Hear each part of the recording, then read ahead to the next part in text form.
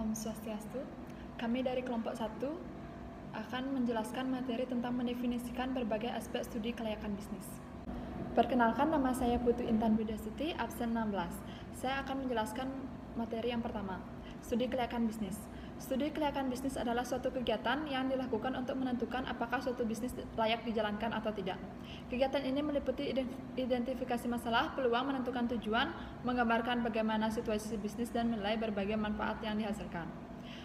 Selanjutnya, ruang lingkup atau aspek studi kelayakan. Ruang lingkup adalah suatu batasan yang memudahkan dilaksanakan penelitian agar lebih efektif dan efisien untuk memisahkan aspek tertentu dari sebuah objek. Berikut ruang lingkup atau aspek-aspek yang harus diteliti dalam studi kelayakan bisnis, yaitu pertama, aspek hukum. Menyangkut semua legalitas rencana bisnis yang akan kita lakukan yang meliputi ketentuan hukum yang berlaku. Aspek sosial, ekonomi, dan budaya menyangkut dampak yang diberikan kepada masyarakat sekitar karena adanya suatu kegiatan usaha tersebut. Ketiga, aspek pasar dan pemasaran. Apakah ada peluang pasar untuk produk yang akan dihasilkan oleh kegiatan usaha yang dilakukan. Yang keempat, aspek teknis dan teknologi, menyangkut pemilihan lokasi bisnis, jenis mesin atau peralatan yang sesuai dengan kapasitas produksi, layout, serta pemilihan teknologi yang sesuai. Kelima, aspek manajemen, berkaitan dengan manajemen pembangunan serta operasional. Yang keenam, aspek keuangan, menyangkut sumber dana yang akan diperoleh serta proyeksi pengembalian yang dengan tingkat biaya modal serta sumber dana yang bersangkutan. Perkenalkan, saya Febriati Rincebunda. Di sini saya akan memaparkan materi tentang manfaat studi kelayakan bisnis. Hasil dari laporan studi kelayakan bisnis akan memiliki manfaat yang berguna bagi beberapa pihak. Yang pertama, bagi pihak investor. Jika hasil studi kelayakan yang telah dibuat ternyata layak direalisasikan, pemenuhan kebutuhan akan pendanaan dapat dimulai dicari. Misalnya dengan mencari investor atau pemilik modal yang mau turut serta menanamkan modalnya pada proyek yang akan dikerjakan itu. Yang kedua, ada pihak kreditor. Pendanaan proyek dapat juga dipinjam dari bank. Sebelum memutuskan untuk memberikan kredit atau tidak, perlu mengkaji ulang studi kelayakan bisnis yang telah dibuat, termasuk mempertimbangkan sisi-sisi lain, misalnya tersedianya agunan yang dimiliki perusahaan. Yang ketiga, pihak manajemen perusahaan.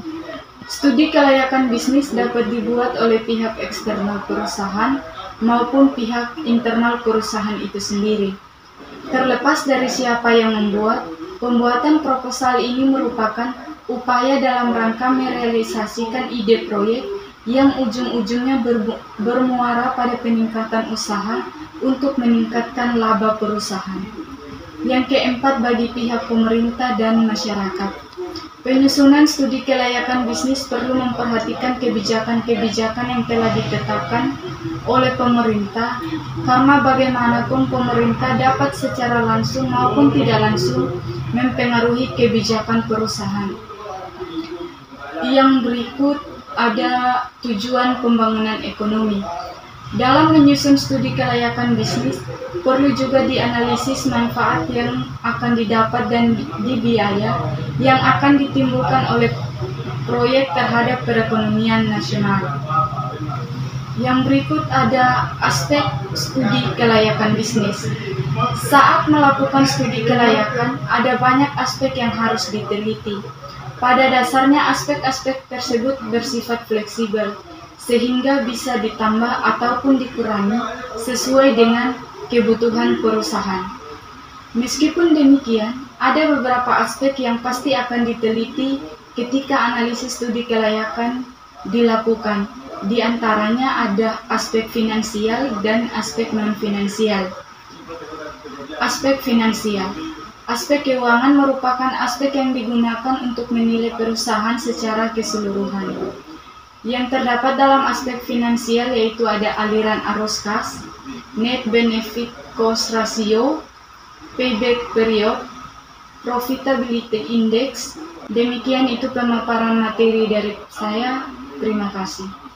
Baik, di sini saya Febriana Cynthia Dewi Odom, absen 18 sebagai pemateri ketiga. Saya akan melanjutkan memaparkan materi mengenai aspek kedua yang mempengaruhi studi kelayakan bisnis, yaitu aspek non-fungsional. Adapun beberapa macam dari aspek non-fungsional ini, yang pertama, aspek sosial dan ekonomi. Setiap usaha yang dijalankan tentunya akan memberikan baik dampak positif maupun negatif. Oleh karena itu, aspek ekonomi dan sosial ini perlu dipertimbangkan, karena dampak yang ditimbulkan nantinya sangat luas apabila salah dalam pemberian penilaian. Secara garis besar, dampak dari aspek ekonomi dengan adanya suatu usaha atau investasi, yaitu yang pertama, dapat meningkatkan ekonomi rumah tangga. Yang kedua, meningkatkan perekonomian pemerintah baik lokal maupun regional. Yang ketiga, pengembangan wilayah. Yang kedua, aspek pemasaran. Aspek pasar dalam studi kelayakan bisnis dan investasi membahas besarnya permintaan, penawaran, dan harga.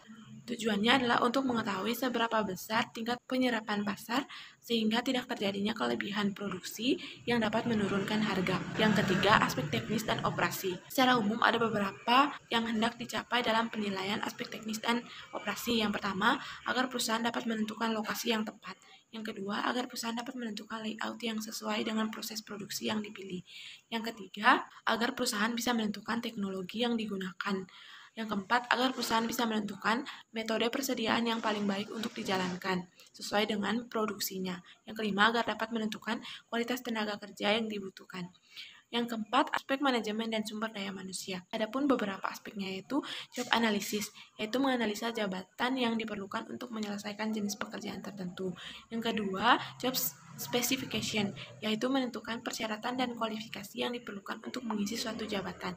Yang ketiga, mendesain struktur organisasi, yaitu menyusun struktur organisasi yang menggambarkan jenjang manajemen, kedudukan jabatan, dan struktur pertanggungjawaban.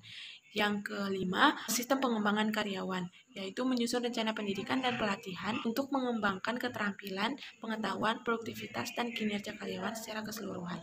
Yang kelima, aspek lingkungan. Adapun beberapa aspek lingkungan, yang pertama, persaingan di antara perusahaan sejenis, kemungkinan masuknya pesaing baru, dan potensi pengembangan produk subsidi.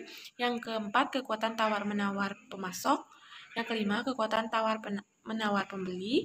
Demikian presentasi dari saya. Waktu dan tempat saya persilakan kepada pemateri berikutnya. Perkenalkan, nama saya Bella Sylvia Dwi Sinta. Saya akan menjelaskan materi keempat, yaitu materi selanjutnya. D. Aspek hukum. Tujuan dari aspek hukum adalah untuk meneliti keabsahan, kesempurnaan, dan keaslian dari dokumen-dokumen yang dimiliki. Penelitian ini sangat penting mengingat sebelum usaha tersebut dijalankan, maka segala prosedur yang berkaitan dengan izin-izin atau berbagai persyaratan harus terlebih dahulu sudah terpenuhi. Materi selanjutnya yaitu menjelaskan serta mengidentifikasi penting dan manfaat studi kelayakan bisnis. Pentingnya studi kelayakan bisnis. Sebelum bisnis baru dimulai atau dikembangkan, harus diadakan penelitian tentang apakah bisnis yang akan dirintis atau dikembangkan menguntungkan atau tidak. Ada dua studi atau analisis yang dapat dilakukan untuk mengetahui layak atau tidaknya suatu bisnis untuk dimulai dan dikembangkan, yaitu yang pertama studi kelayakan usaha, yang kedua ada analisis kekuatan, kelemahan, peluang, dan ancaman. Studi kelayakan usaha adalah penelitian tentang layak atau tidaknya suatu bisnis dilaksanakan dengan menguntungkan secara terus-menerus. Studi ini pada dasarnya membahas berbagai konsep dasar yang berkaitan dengan keputusan dan proses pemilihan proses bisnis agar mampu memberikan manfaat ekonomi dan sepanjang waktu. Dalam studi ini mempertimbangkan ekonomis dan teknis sangat penting karena akan dijadikan dasar implementasi kegiatan usaha. Hasil studi kelayakan usaha pada prinsipnya bisa digunakan antara lain yaitu untuk merintis usaha baru, mengembangkan usaha yang sudah ada, memilih jenis usaha atau investasi proyek yang paling menguntungkan. Adapun pihak yang memerlukan berkepentingan dengan studi kelayakan usaha diantaranya ada pihak wirausaha atau pemilik perusahaan, yang kedua ada investor dan penyumbang dana, yang ketiga adalah ada masyarakat dan pemerintah. Selanjutnya manfaat yang ditimbulkan dari adanya studi kelayakan bisnis. Studi kelayakan bisnis akan bermanfaat jika terpenuhi beberapa unsur. Yang pertama, studi dilakukan secara teliti dan kehati-hatian. Yang kedua, ada studi dilakukan dengan dukungan data yang lengkap. Yang ketiga, ada studi dilakukan secara jujur dan ketulusan hati. Yang keempat, ada studi dilakukan dengan objektif. Yang kelima, ada studi dilakukan dengan adil, tidak memihak pada kepentingan tertentu. Yang keenam, ada studi harus dapat diuji ulang jika diperlukan untuk menguji kebenaran hasil studi. Berikut adalah manfaat yang dapat ditimbulkan dari adanya studi kelayakan bisnis, yaitu manfaat finansial, manfaat ekonomi finansial, dan manfaat sosial. Sekian materi dari saya. Terima kasih.